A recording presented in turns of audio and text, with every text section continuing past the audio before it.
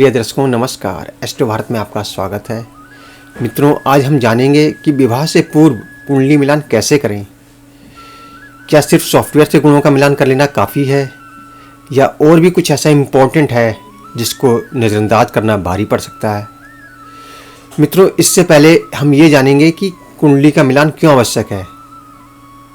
इस पर अक्सर प्रश्न उठते रहे हैं। बहुत से लोग इसको व्यर्थ की कवायद भी बताते हैं, इस पर कटाक्ष भी करते हैं। खास करके जब कुंडली मिलान के बाद भी विवाह सफल नहीं होता तो इस पर कटाक्ष करने से लोग नहीं चूकते।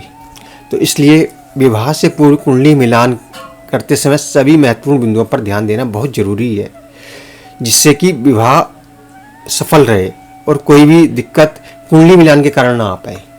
इन सभी प्रश्नों का उत्तर और समाधान हम तर्कों के साथ आपके सामने रखेंगे। इसी क्रम में स्टैटिस्टिकल आंकड़ों की मदद से विश्व के सभी महत्वपूर्ण और बड़े देशों में तलाक की दर एक चार्ट के माध्यम से देखते हैं। चार्ट में विश्व में सबसे कम तलाक की दर हमारे देश भारत में ही है, जो कि लगभग 1% है, जबकि अमेरिका, यूके, फ्रांस जैसे बड़े अति विकसित देशों में ये 50% तक है। पुर्तगाल में तो ये 94% और रसिया में 73% भी है। तो हमारे देश में सबसे कम तलाक की दर क्यों है? इसके कई कारण हैं, जैसे मजबूत पारिवारिक ताना बाना, हमारी विचारधारा, हमारे संस्कार, संयुक्त परिवार। लेकिन इन सबके साथ साथ एक सबसे महत्वपूर्ण कारण है कि प्राचीन काल से ही हमारे देश में लोग विवाह से पूर्व कुंडली मिलान कराते रहे हैं। प्राचीन काल से ही ये परंपरा हमारे देश में रही है। मित्रों, अब एक नज़र कम्युनिटी वाइज तलाक की दर पर डालते हैं। Marital status bye religious community and sex 2011 पर सेंसस रिपोर्ट के अनुसार हमारे देश में हिंदुओं में तलाक की दर सबसे कम है। इसके बाद जैन और बुद्धिस्ट आते हैं, जबकि मुस्लिम्स और क्रिश्चियंस में ये दर तलाक की दर सबसे अधिक है। इन आंकड़ों से स्वयं ही स्पष्ट हो जाता है कि पूरे वर्ल्ड में हिंदुओं में तलाक की दर सबसे कम है, और जिसका एक प्रमुख कारण यही है कि हमारे देश में विवाह से पूर्व कुंडली मिलान को प्राथमिकता दी जाती है। तो जानते हैं कुंडली मिलान कराते समय किन किन बिंदुओं पर मिलान अवश्य करवाना चाहिए। आप जब भी कुंडली मिलान के लिए किसी भी ज्योतिषी के पास जाएं, इन बिंदुओं पर मिलान अवश्य करवा लें। और ज्योतिष बंधुओं से भी अनुरोध है कि जब भी किसी जातक की कुंडली मिलाते हैं तो इन बिंदुओं पर मिलान अवश्य कर लें। सबसे पहले नंबर पर आता है अष्टकूट गुण मिलान। आप लोग अक्सर अष्टकूट गुण मिलान को सॉफ्टवेयर की मदद से स्वयं ही मिला लेते हैं या किसी ज्योतिषी की मदद से मिलवाते हैं। इसमें मुख्य भूमिका चंद्रमा, चंद्र राशि और नक्षत्र की होती है। अष्टकूट गुण मिलान में 8 प्रकार के गुण होते हैं जिनका मिलान कराया जाता है, और हर गुण को अलग अलग पॉइंट दिए गए हैं। इसमें वर्ण को 1 पॉइंट, वश्य को 2, तारा को 3, योनि को 4, ग्रह मैत्री को 5, गण को 6, भकुट को 7 और नाड़ी को सबसे अधिक 8 पॉइंट दिए गए हैं, क्योंकि ये सबसे महत्वपूर्ण है इस मिलान में। और मित्रों, इसमें सभी का मिलान होना जरूरी नहीं है। यदि आप इनका टोटल करेंगे तो 36 आ जाता है। इस प्रकार टोटल गुण अधिकतम 36 होते हैं। और मित्रों, लेकिन इसमें आपको सभी गुणों का मिलान कराना आवश्यक नहीं है। यदि आधे गुण भी मिल जाते हैं, इसमें से 18 योग आ जाता है, तो वो आपके लिए विवाह की मैचिंग के लिए पर्याप्त है। इन गुणों में ग्रह मैत्री, गण और नाड़ी मिलान होना सबसे जरूरी है, तभी विवाह के लिए आगे बढ़ें, चाहे अन्य गुण ना भी मिल रहे हों। मित्रों, अब आपको इन गुणों का संक्षिप्त प्रभाव बताते हैं।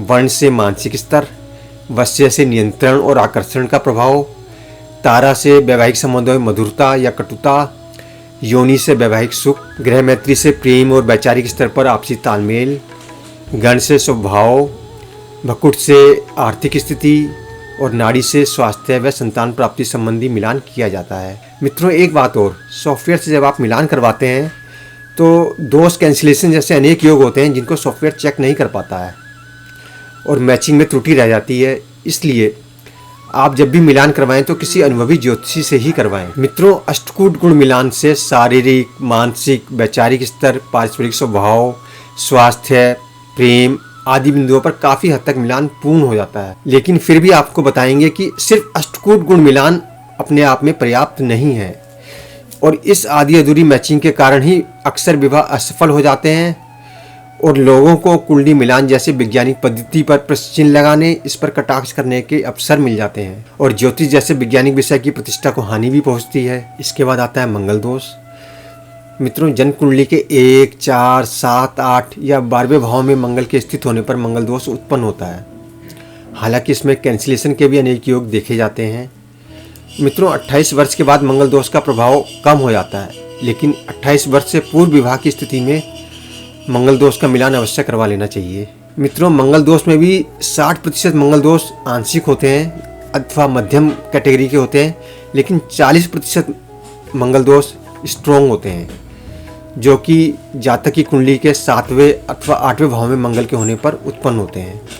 और ऐसे मंगली का विवाह सममंगली अर्थात उसी भाव के मंगली से अवश्य करवा लेना चाहिए, जबकि आंशिक मंगली का विवाह नॉन मंगली से करवाने में कोई समस्या नहीं है।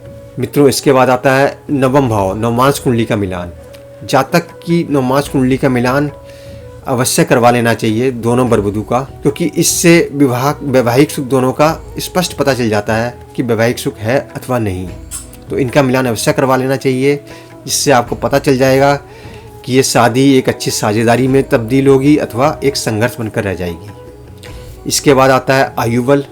तो वर और वधू दोनों की पारस्परिक आयु बल का मिलान कर लेना चाहिए और पृथक पृथक भी दोनों की कुंडलियों में आयु बल जांच लेना चाहिए। इसके बाद आता है संतान बल। तो वर और वधू दोनों की कुंडलियों में पारस्परिक तारा राशि का मिलान करके इनके संतान बल की हम जांच कर सकते हैं। संतान भाव यानी पंचम भाव को एनालाइज करके संतान बल को सुनिश्चित कर लेना चाहिए, ताकि विवाह के बाद संतान का सुख मिल सके। कुंडली में बीज और क्षेत्र सूट का भी मिलान करवा लेना चाहिए। दोनों की कुंडलियों में संतान भाव पर विचार करके उसको एनालाइज करके संतान बल सुनिश्चित कर लेना चाहिए, ताकि विवाह के बाद संतान का सुख मिल सके। इसके बाद आता है महादशा बल। तो वर वधू दोनों की कुंडलियों में महादशा शत्रु राशि की एक साथ ना आ रही हो, अर्थात प्रतिकूल दशाएं एक साथ ना आ रही हो, ये आपको सुनिश्चित कर लेना चाहिए, अन्यथा विवाह के बाद ही कष्टों का सामना करना पड़ सकता है। अब अंतिम महत्वपूर्ण बिंदु आता है तलाक का योग। तो दोनों की कुंडलियों में तलाक का योग भी जांच लेना चाहिए। तो इन सभी 7 बिंदुओं पर मिलान करके एक फूल प्रूफ कुंडली मिलान पूर्ण हो जाता है। लेकिन यदि आप सिर्फ अष्टकूट गुण मिलान कराते हैं तो 36 के 36 गुण मिलने के बाद भी यदि महादशाएं अनुकूल नहीं है, नवमांशा कुंडली का मिलान नहीं हो रहा है, संतान बल या आयु बल नहीं है, तो विवाह सफल कैसे होगा? जबकि यदि आप इन सभी बिंदुओं पर मिलान करा लेते हैं तो इससे विवाह का सफल होना सुनिश्चित है। इसलिए आप जब भी कुंडली का मिलान कराएं तो किसी अनुभवी ज्योतिषी से इन सभी बिंदुओं पर कुंडली का मिलान करवा लें। यदि आप हमसे कुंडली का मिलान करवाना चाहते हैं तो वीडियो के डिस्क्रिप्शन में दिए गए लिंक पर क्लिक करके गूगल फॉर्म में अपना बर्थ डाटा सबमिट कर सकते हैं। मित्रों, मिलान के कुछ अन्य बिंदु भी हैं, जैसे चरित्र बल, विवेक बल, धनयोग, जिनके बारे में हमने यहाँ नहीं बताया है। जिन मेन बिंदुओं को हमने बताया है उनका मिलान कुंडली के लिए पर्याप्त है। यदि आपके पास अपना जन्म का समय नहीं है, अपनी कुंडली नहीं है, सिर्फ आपको अपनी डेट ऑफ बर्थ मालूम है, तो अंक ज्योतिष के माध्यम से न्यूमरोलॉजी की मदद से कुंडली मिलान किया जा सकता है, जिसके बारे में हम आगे चर्चा किसी अन्य वीडियो में करेंगे। तो प्रिय मित्रों, कैसी लगी आपको ये जानकारी कमेंट करके अवश्य बताएं। और कुंडली मिलान से संबंधित कोई भी शंका या प्रश्न हो तो कमेंट बॉक्स में आप पूछ सकते हैं। और हाँ, चैनल को सब्सक्राइब, लाइक और शेयर अवश्य कर दें, ताकि आगे आने वाली वीडियो की जानकारी आपको समय से मिल सके और अधिक से अधिक लोग इन वीडियो से लाभान्वित हो सके।